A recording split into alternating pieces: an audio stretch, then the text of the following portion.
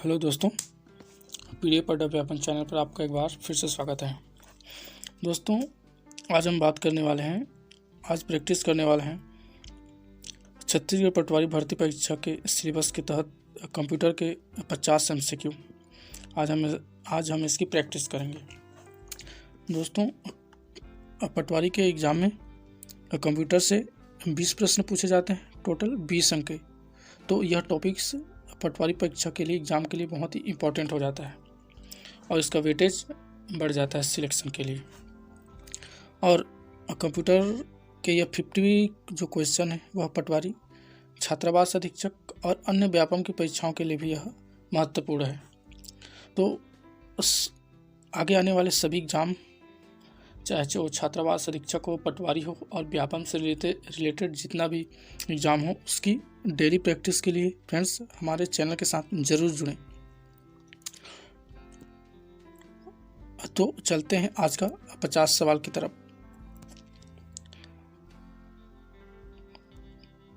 पहला क्वेश्चन है, निम्नलिखित में से कौन सा कथन गलत है?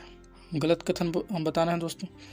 कंप्यूटर एक बुलियन बीजगणित पर आधारित होता है, यह तो सही है। टेक्स्ट कॉपी करना कंप्यूटर का कार्य होता है, नहीं, ये तो गलत है। कंप्यूटर टेक्स्ट कॉपी नहीं करता। कंप्यूटर डेटा एनालिसिस का कार्य नहीं करता है, ये भी सही है। सभी कथन सही है, सभी कथन सही नहीं है दोस्तों। तो इसका सही आंसर हो जाएगा ऑप्शन बी, यह कथन गलत है, यह कथन। दूसरा है, निम्नलिखित में से इनपुट डिवाइस है joystick, CD, plotter, pen drive. इसका सही उत्तर होगा ऑप्शन ए, जॉयस्टिक। जॉयस्टिक एक इनपुट डिवाइस है, जबकि ए बाकी तीनों आउटपुट डिवाइस। CD एक आउटपुट है, डी ऑप्शन डी जो पेन ड्राइव है ए आउटपुट है, प्लॉटर आउटपुट है, प्लॉटर एक प्रिंटर है, जबकि जॉयस्टिक इनपुट डिवाइस है। प्लॉटर एक प्रकार का कैसा डिवाइस है? दोस्तों, अभी हमने देखा कि यह एक प्रकार का आउटपुट डिवाइस है। यह प्रिंटर है, इसलिए यह एक प्रकार का आउटपुट डिवाइस है। चलते हैं क्वेश्चन नंबर चौथा।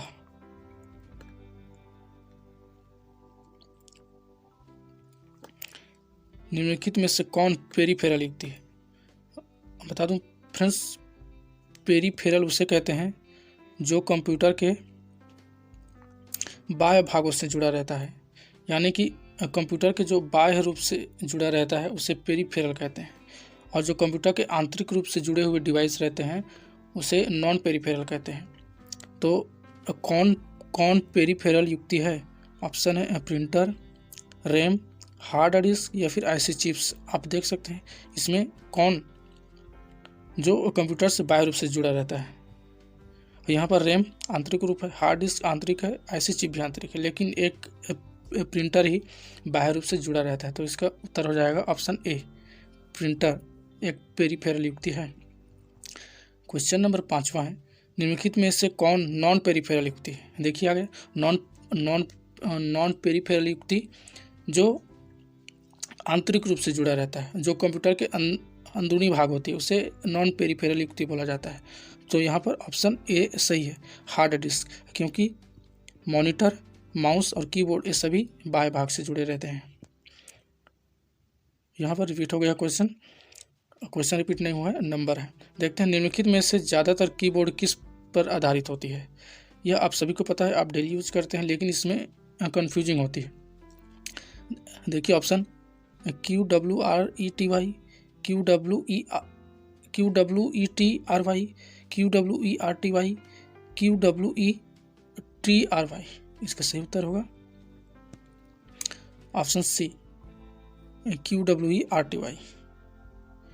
क्वेश्चन नंबर 6वां है, स्पेशल पर्पस की, यहाँ पर स्पेशल पर्पस की निम्नलिखित में से कौन सा है? जो कीबोर्ड होता है उसमें स्पेशल पर्पस की कौन सा होता है, ये पूछ रहा है। तो टैब को बोला जाता है, या कैप्स लॉक की को बोला जाता है, शिफ्ट की को बोला जाता है, या फिर आल, सभी को। सही उत्तर होगा ऑप्शन ई, सभी को। यहाँ पर कैप्स लॉक, टैब की, शिफ्ट की, यह सभी स्पेशल पर्पस की है, याद रखिएगा। मॉडिफायर की है, मॉडिफायर की जो कुंजी होती है, मॉडिफायर कुंजी, वह कौन सी, कंट्रोल, अल्ट्रा, शिफ्ट या फिर आल। तो इसका भी आंसर हो जाएगा ऑप्शन डी, आल। सभी के सभी मॉडिफायर की हैं, याद रखिएगा। यहाँ पर एक को भी पूछा जा सकता है कि मॉडिफायर युक्ति कौन सा है, यहाँ पर कंट्रोल को दिया जा सकता है, बाकी अलग को ऐसे क्वेश्चन अलग से पूछा जा सकता है, तो याद रखिएगा सभी। क्वेश्चन नंबर 8 है, लाइट पेन में निम्नलिखित में से संबंधित है। इसका सही उत्तर होगा ऑप्शन बी, एक ऑप्टिकल इनपुट डिवाइस है। जो लाइट पेन यूज किया जाता है, जो प्रोजेक्टर में लाइट पेन यूज किया जाता है मार्किंग करने के लिए, एक पॉइंट को फोकस करने के लिए, वही लाइट पेन एक ऑप्टिकल इनपुट डिवाइस होता है। देखते हैं अगला क्वेश्चन नंबर 9 है, प्रतियोगी परीक्षाओं में निम्नलिखित में से किसका उत्तर पुस्तिका चेकिंग में उपयोग किया जाता है। जो एग्ज़ाम देते हैं एंट्रेंस एग्ज़ाम, उसमें जो चेकिंग होता है, जो आप लिखते हैं जिसमें ऑप्शन में, उसको चेकिंग किस मशीन से किया जाता है ये पूछ रहा है। तो ऑप्शन है OCR, OMR, MICR या फिर बार कोड रीडर। दोस्तों यहाँ पर सही उत्तर होगा option B, OMR, optical marker reader. यहाँ पर optical marker reader, OMR sheet, आप लोगों ने सुना ही होगा एग्जाम देते से वहाँ पर सीट में लिखा रहता है OMR सीट, वही होता है ऑप्टिकल मार्कर रीडर। यहाँ पर बता दूँ, ए ऑप्टिकल कोड रीडर है, ए बार कोड रीडर है, और यह बैंकों में जो स्कैन किया जाता है, जो चेक होता है, उस पर एक इलेक्ट्रिक मैग्नेटिक नंबर लिखा रहता है उसमें कोडिंग के अनुसार। तो उस कोडिंग को देखने के लिए MICR का उपयोग किया जाता है, और बार कोड का उपयोग शॉप में किया जाता है स्कैन करने के लिए वस्तुओं को, बार कोड का उपयोग। देखते हैं अगला क्वेश्चन नंबर 10वां है। दोस्तों यह सभी के सभी इम्पोर्टेंट, मोस्ट इम्पॉर्टेंट क्वेश्चन है। यदि आप इन सभी का आंसर जान लेते हैं या फिर इसकी प्रैक्टिस कर लेते हैं, तो आपके कंप्यूटर के सेक्शन भाग से क्वेश्चन अटेम्प्ट करने की संभावना बढ़ जाएगी। देखते हैं क्वेश्चन, डॉट पिच किसे कहते हैं। 2 पिक्सलों के बीच की दूरी, 3 पिक्सलों के बीच की दूरी, 2 पिक्सलों का औसत दूरी, या फिर डी, इनमें से कोई नहीं। इसका सही उत्तर होगा ऑप्शन ए, 2 पिक्सलों के बीच की दूरी को डॉट पिच कहा जाता है। काला मॉनिटर में किस किस रंग का प्रयोग किया जाता है। जो मॉनिटर होते हैं, जो कंप्यूटर के रंगीन मॉनिटर, उसमें किस किस रंगों का यूज किया जाता है। लाल हरा काला, लाल हरा पीला, लाल हरा नीला, या फिर लाल हरा गुलाबी। इसका सही उत्तर हो जाएगा ऑप्शन सी, लाल हरा नीला। इसका उपयोग कलर मॉनिटर में किया जाता है। 12वां है, प्रिंटर की गति मापी जाती है। यहाँ पर देखिए क्वेश्चन कंफ्यूज कर रहा है सबको। यहाँ पर ऐसे क्वेश्चन आते हैं जो कंफ्यूजिंग किया जाता है। सभी के सभी एक ही हैं, लेकिन लेटर को आगे पीछे खिसका कर यहाँ पर लोगों को, स्टूडेंट को कंफ्यूज किया जाता है। तो यहाँ पर डायरेक्ट आंसर बताता हूँ। इसका आंसर है ऑप्शन ए, CSP, LPM, PPM। यह तीनों युक्तियाँ प्रिंटर की गति मापने के लिए की जाती है। लेकिन याद रखिए, प्रिंटर की क्वालिटी मापने के लिए DPI का यूज किया जाता है, डॉट पर इंच। प्रिंटर की गति मापने के लिए इन तीनों का यूज किया जाता है, लेकिन पिक्चर की क्वालिटी मापने के लिए DPI, डॉट पर इंच का उपयोग किया जाता है। याद रखिए, ये दोनों अलग अलग हैं। क्वेश्चन नंबर 13 है, 15 इंच के स्टैंडर्ड मॉनिटर का रिसोल्यूशन होना चाहिए।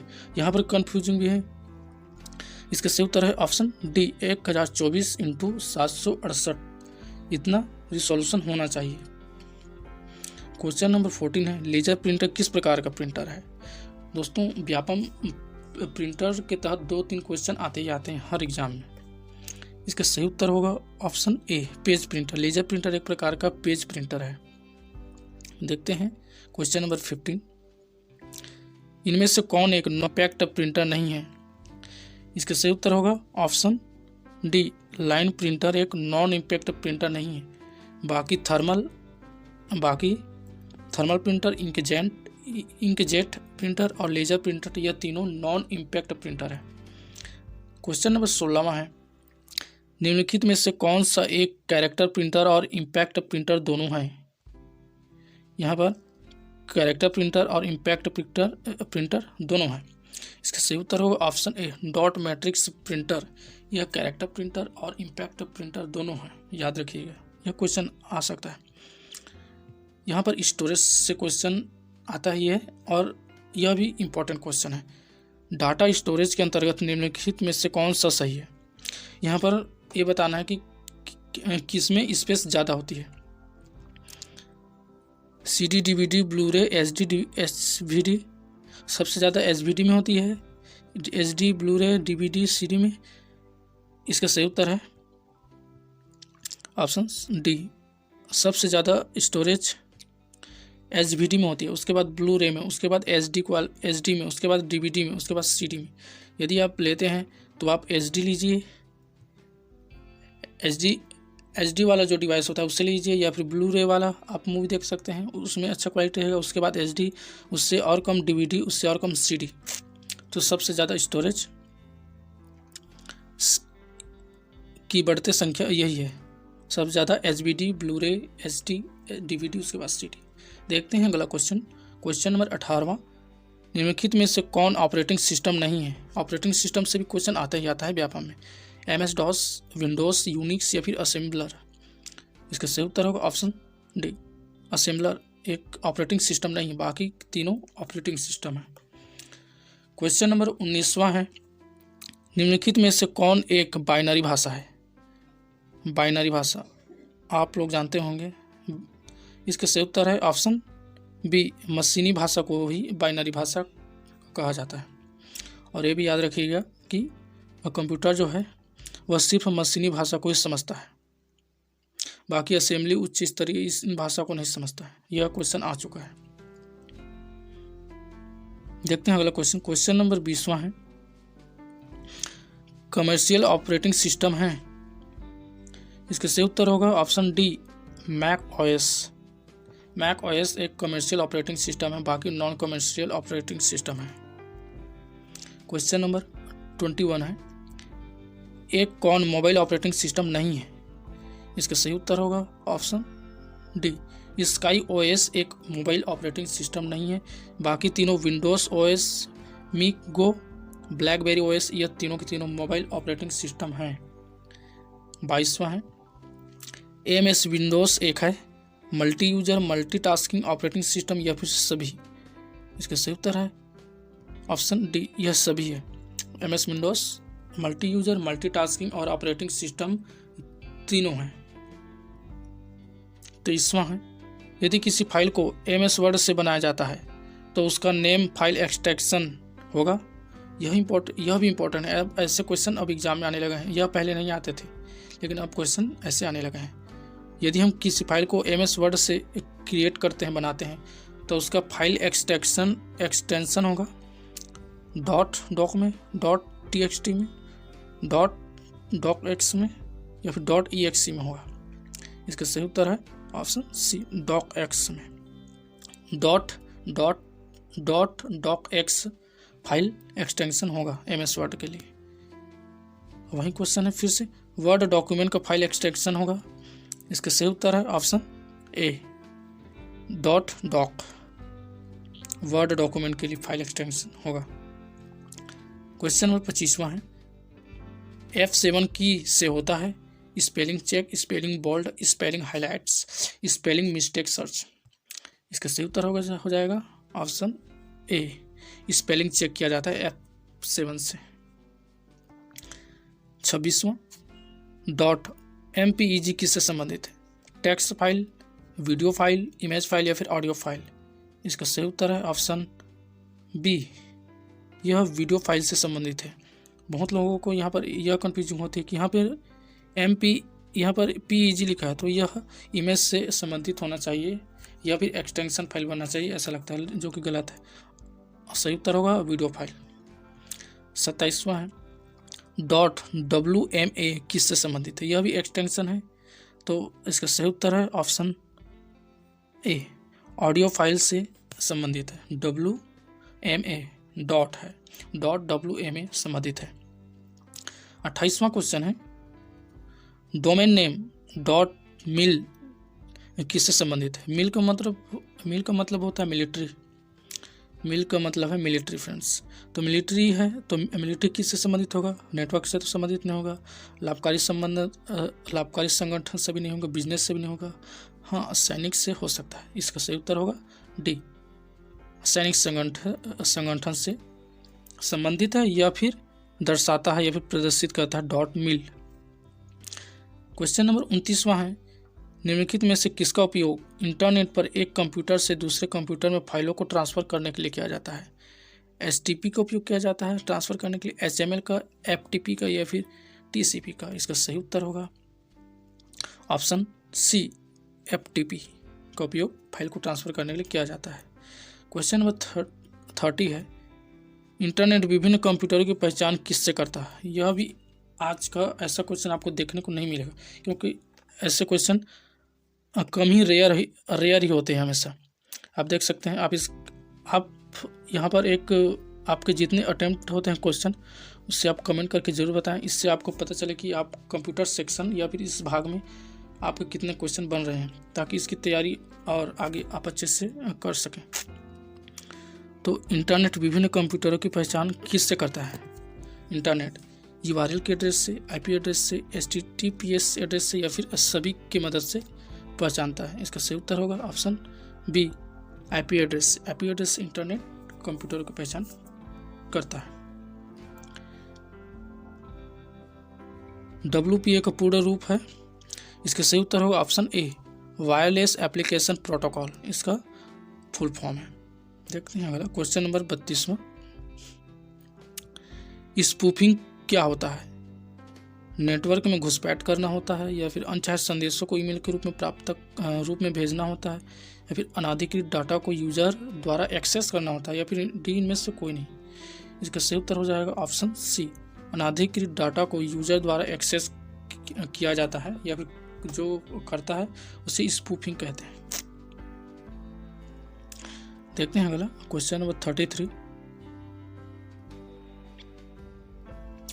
निम्नलिखित में से कौन सा एक ऐसा वायरस है जो अपने आप को कॉपी करके दूसरे कंप्यूटर में फैलाता है?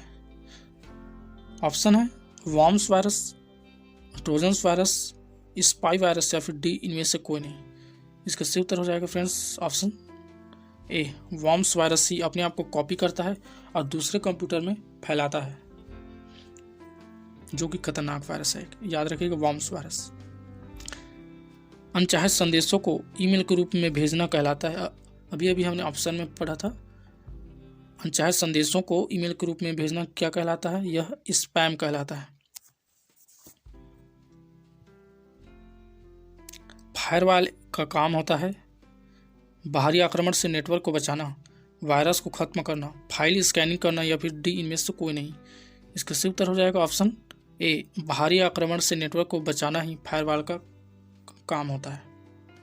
क्वेश्चन नंबर 36 है, निम्नलिखित में से कौन एंटीवायरस नहीं है? मैकअफी, नॉर्टन, पांडा और रूटकिट? यह भी इंपॉर्टेंट क्वेश्चन है। कौन एंटीवायरस नहीं है? सही उत्तर हो जाएगा ऑप्शन डी, रूटकिट। रूटकिट एक प्रकार का वायरस है, याद रखिएगा। रूटकिट एक वायरस है, जबकि यह तीनों एक एंटीवायरस है। नॉर्टन, पांडा, मैकअफी यह एंटीवायरस है। निःशुल्क एंटीवायरस है एवीजी, मैकअफी, क्विक हिल, एवीरा। इसका सही उत्तर हो जाएगा ऑप्शन ए, एवीजी एक निःशुल्क एंटीवायरस है। बाकी सब में मतलब जो पैकेज होते हैं या फिर 1 महीने 2 महीने 1 साल की, उसको खरीदना पड़ता है और एंटीवायरस तब जाकर वो काम करता है, वो एंटीवायरस है। प्रश्न और उत्तर के लिए कौन सा सर्च इंजन अधिक उपयुक्त है? देखिए ऑप्शन क्यूरा, चाचा, देखिए आप लोगों ने सुना भी नहीं होगा, चाचा भी है एक। ऑप्शन सी, ए और बी और ask.com। कौन सा अधिक उपयुक्त है? यदि हम कोई प्रश्न पूछने के लिए विजिट करते हैं तो कौन सा सर्च इंजन अधिक उपयुक्त है? तो इसका सही उत्तर हो जाएगा ऑप्शन सी, ए और बी दोनों अधिक उपयुक्त है, क्यूरा और चाचा।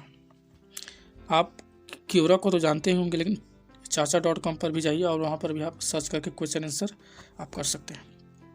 देखते हैं 29वां क्वेश्चन, सॉरी 39 गूगल की स्थापना कब की गई थी? ऑप्शन है 1996, 1997, 1998 या फिर 1999। सही उत्तर होगा ऑप्शन सी 1998 में गूगल की स्थापना की गई थी। साइरस किसके लिए जाना जाता है? ऑप्शन ए वैज्ञानिक सूचनाओं के लिए, ऑप्शन बी वायरस ढूंढने के लिए, ऑप्शन सी प्रश्न सूचनाओं के लिए या फिर ऑप्शन डी सभी के लिए यह जाना जाता है।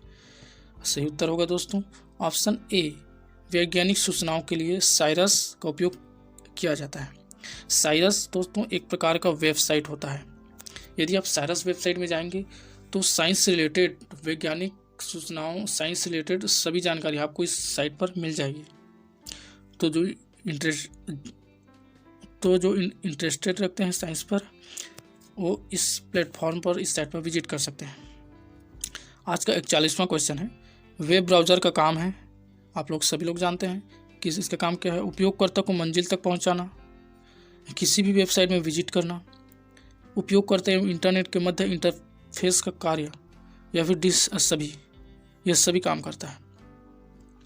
इसका सही उत्तर होगा ऑप्शन सी उपयोगकर्ता एवं इंटरनेट के मध्य इंटरफेस का कार्य करता है वेब ब्राउज़र, हमारे बीच और इंटरनेट के बीच जो हम लोग यूज करते हैं, जैसे क्रोम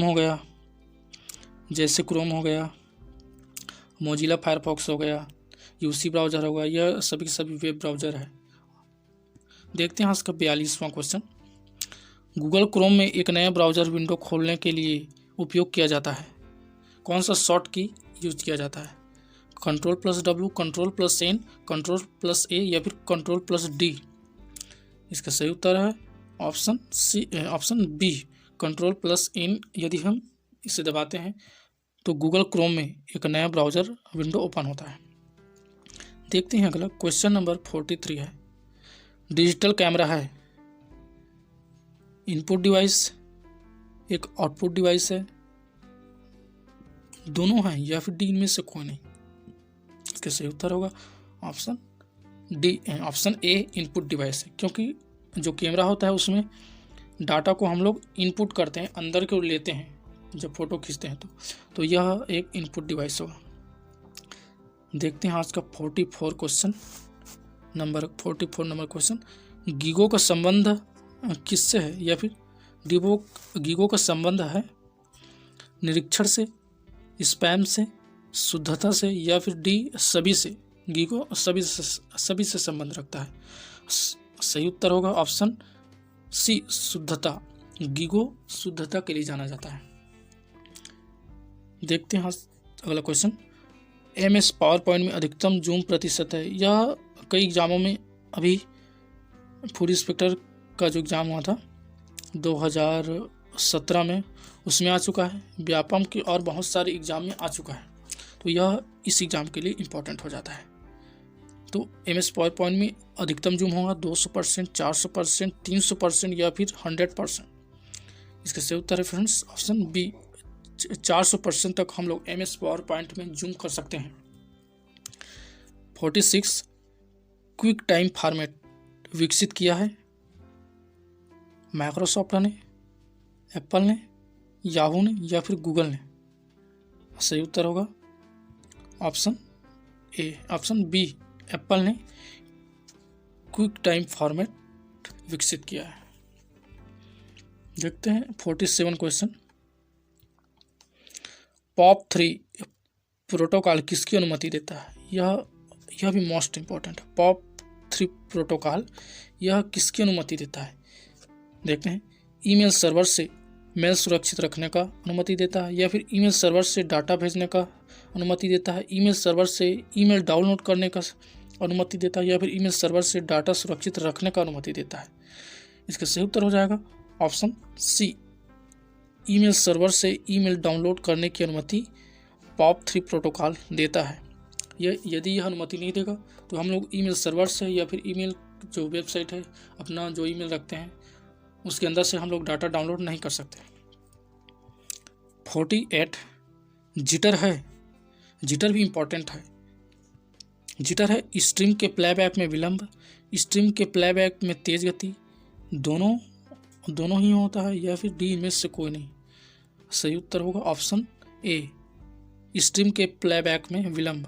दोस्तों ये आपको पता है, जब आप यूट्यूब देखते हैं तो वीडियो जब देखते रहते हैं तो नेटवर्क प्रॉब्लम के कारण आपका वीडियो अटक अटक कर चलता है, उसे ही जैटर बोला जाता है। वीडियो का अटक अटक कर चलना, स्ट्रीम प्लेबैक में विलंब होना, अटक अटक कर चलना, रुक रुक कर चलना ही जिटर कहलाता है। सॉरी, जैटर बोला था, जिटर कहलाता है।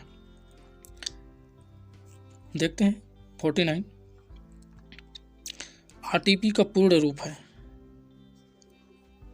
Real time transport portable, real time transmission portable, real time transaction portable, या फिर D real time transport protocol.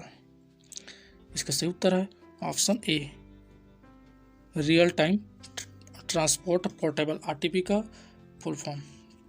आज का लास्ट क्वेश्चन है, एसईओ का पूर्ण रूप है, आप लोगों को पता ही होगा एसईओ का पूर्ण रूप। इसका सही उत्तर हो जाएगा option A, search engine optimisation. दोस्तों एसईओ जो यूट्यूब का जो सर्च इंजन होता है वह एसईओ पर काम करता है।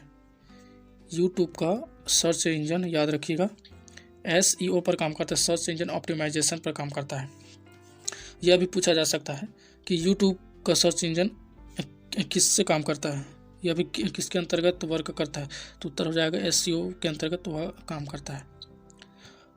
तो फ्रेंड्स आज के ये 50 क्वेश्चन यही कंप्लीट होते हैं कंप्यूटर से रिलेटेड। फिर अगला टॉपिक आते जाएगा और आप लोग इसकी प्रैक्टिस आप लोग करते जाइएगा, ताकि छत्तीसगढ़ पटवारी के एग्ज़ाम में कोई भी क्वेश्चन कंप्यूटर टॉपिक से ना छूटे। हम लोग अधिकतम से अधिकतम प्रैक्टिस करवाएंगे ताकि आप लोग एग्ज़ाम अच्छे से दे सकें। फ्रेंड्स एग्ज़ाम सिर्फ 1 महीना बचा है और 1 महीने में सिर्फ आप बहुत सारे प्रैक्टिस कर सकते हैं। तो इसी तरह की प्रैक्टिस, डेली प्रैक्टिस के लिए आप हमारे चैनल के साथ जुड़ें। आपको यह पीडीएफ फ्री में मिलेगी। आप हमारे टेलीग्राम चैनल से या फिर डिस्क्रिप्शन लिंक से डाउनलोड कर सकते हैं और यह सभी फ्री में रहेगी। फ्रेंड्स बहुत सारे यूट्यूबर होते हैं या फिर वेबसाइट होते हैं जो फ्री पीडीएफ और टेस्ट सीरीज़ के लिए 1200 रुपये, 600 रुपये, एक टेस्ट सीरीज़ का 100 रुपये, 150 रुपये लेते हैं। लेकिन हम लोगों का चैनल ऐसा नहीं करती, यह सभी फ्री में सभी को प्रोवाइड करवाती है ताकि एग्ज़ाम सभी स्टूडेंट क्लियर कर सकें, अच्छे से अटेम्प्ट कर सकें। तो फ्रेंड्स मिलते हैं एक अगले वीडियो पर, एक अगले सीरीज़ पर। तब तक के लिए धन्यवाद।